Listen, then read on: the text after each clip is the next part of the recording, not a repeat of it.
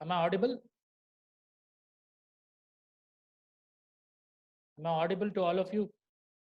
Hello? Yes. Okay. Whatever the things that we have discussed right now, you all uh, got it, right? So can we move on to the next particular technique? The next technique is strong, robust, equivalence class partitioning technique. Strong, robust, equivalence class partitioning. Is this clear?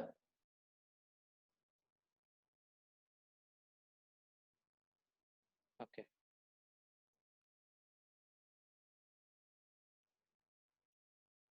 Once again, I'll just copy this table.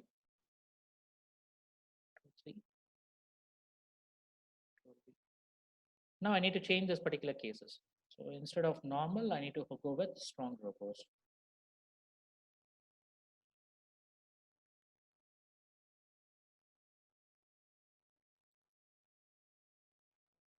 Okay, so the same thing. So first two cases remains as it is, as we have done it with respect to your normal. Robustness, whenever it comes into picture, you need to have valid as well as invalid values.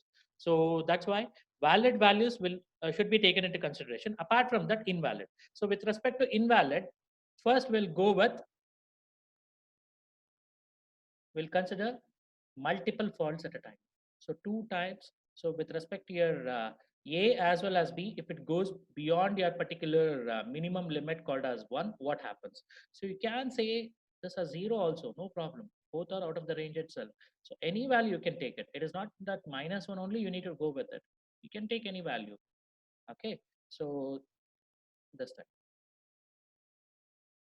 if you're going with the next one, so change that particular order. So either you can take it as 2 with respect to 2 followed by, you can give this particular value as 0 only, you can keep it, last value as -1.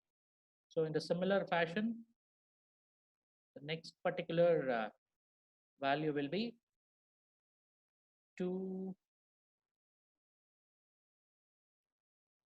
sorry, -1 followed by 5 followed by 0. It can be. This is with respect to one type. Another one is 6. Sixth one.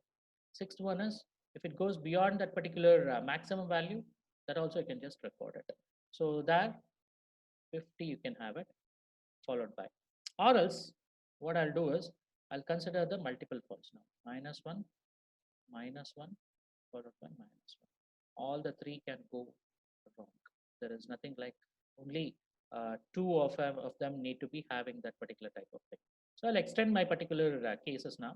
So what I'll do is one particular way less than the value, what happens? I have written it. What about the greater than value? The same thing, the same concept goes into picture. So 50 followed by, so I'll just say somewhere around 12. That is also out of the range itself, 7. This is my one particular case. Simple way. So with respect to eighth one, so what happens with respect to your next boundary value analysis is 50 is over. Okay. So I'll just take this one as, okay, I'll just fix this 50 itself. Now I'll just say it as 5, which is the range. The other value is 12. Similarly, the 9 case. So it is this one, I'll just keep it as 2. Or else you can just say it as 7 also, no problem. Anything in valid region, in that any value you take it. So it should be in the combination. So it should be working in the combination of it. So depending on that particular combination only, it should work. Are you getting it? Hello? Is that clear?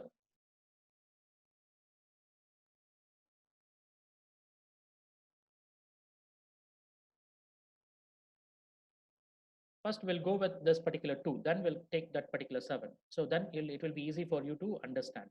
So with respect to this particular 2, I'll just go with it because only the first particular side, I'm dividing it into 2 halls. One is 1 to 5, another one is 6 to 10. So based on that, I'm just writing this particular cases. So The second one is, I'll just take out of the range. So some 55, I'll take it. So the last value will be 12. So this is one thing. Then the last particular case, sorry, robust. The last cases with respect to the 10th one, I'm just putting it. So here, all the particular values, if it is going out of the range, 55, 50, 51, I'll take it. All are out of the range. So this is one particular thing. We cannot leave it over here. We need to take it further. So the second one is, it's a Cartesian product. So I'm just taking with respect to the seventh value. So the same thing repeats, whatever we have given it, the same thing repeats, but with respect to this particular combination, not with respect to this combination. This combination is over now. So what happens with respect to this combination? Also, I need to write it. So that's where your strongness comes into picture. You should not leave any particular group. You should take the combination of it. So what I have done is right now, so I have taken this particular side, followed by 1, 2, 3, followed by 1, 2. If it goes beyond this particular limit, what happens?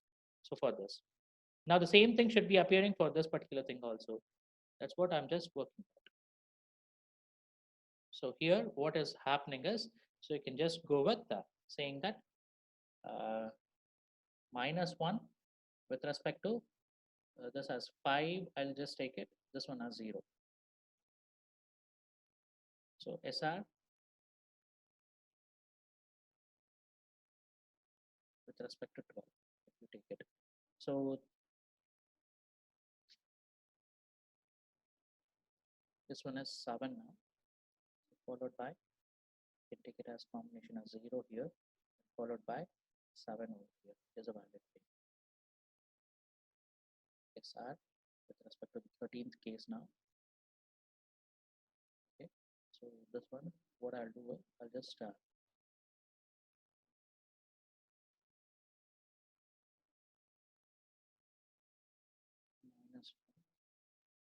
followed by 5, it should be, no, not -1. What I'll do is, I'll just change it to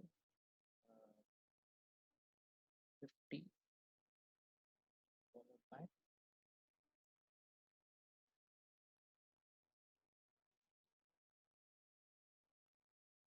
is over, then 5, I need to take it. So 7, I need to take it. Maybe 5 or 7, anything, any value, valid range, followed by this one is invalid. This invalid is somewhere around 11, I'm just taking it. Similarly, the next case with respect to 14. Carefully observe. I'm just doing the Cartesian product, and I'll just ask you a very simple question with respect to this. Please carefully observe this particular table, because this is very, very important to know. Okay, so since we have grouped under 2 groups, how it will be functioning, we need to know it. So this one, it will be 7 now, this is 50, and this is 11. So you mean to say we require one more particular case where we'll be having